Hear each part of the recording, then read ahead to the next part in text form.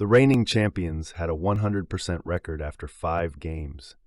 Imagine how they will do once they've settled. Then they lost to Crystal Palace, then Galatasaray, then Chelsea, then Manchester United, then Brentford, then Palace again. There was a 5-1 thrashing of Eintracht Frankfurt mixed in there too. All this made no sense. By October, there was talk that Arne Slot, the man who took over from an Anfield icon in Jurgen Klopp just over a year earlier and won the Premier League in his first season, could be sacked. Aston Villa's fortunes have fluctuated wildly too. The beginning of the campaign was a mess.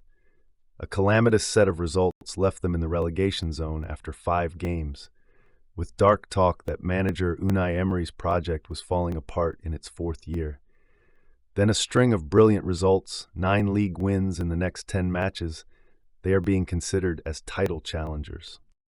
Arsenal baggage from previous Premier League title bids seems undermine this one. In the 3 seasons that Arsenal have been title challengers, they have often been their own worst enemies. In the 2022-23 campaign, they had leads in critical games during April, only to draw 3 on the bounce and halt their title hopes. The following year, they dropped points against teams they were expected to beat, which proved costly in the long run. Last season, it was the mixture of injuries and suspensions that got them. Tottenham Hotspur, good early results, including an away win against Manchester City, drew flattering comparisons between new head coach Thomas Frank and predecessor Ange Postecoglou. Now the Dane is clearly out of his depth, leaving some fans pining for Angeball. Take Enzo Maresca. Reputational fluctuations have occurred in a short space of time. Maresca gained widespread praise for how Chelsea played with 10 men for nearly an hour against Arsenal at the end of last month, digging in and collecting a point against the best team in the country.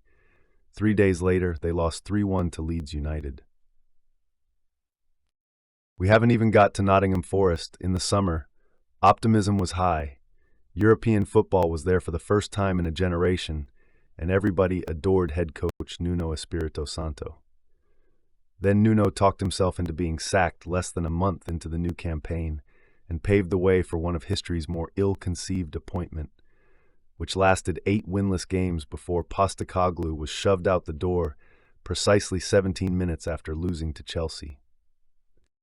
Wolves have been stone bottom of the table for 14 of the 15 match weeks. They almost upset Arsenal.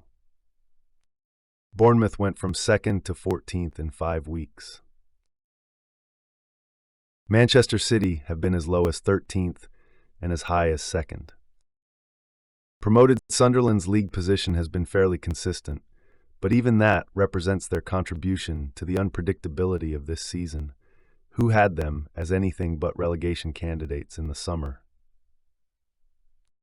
The Champions League qualification places have been occupied by 12 different teams, and until the most recent set of fixtures, there hadn't been a single game week where the same teams from the previous week stayed in the top 5. Thank you for reaching here. God bless you.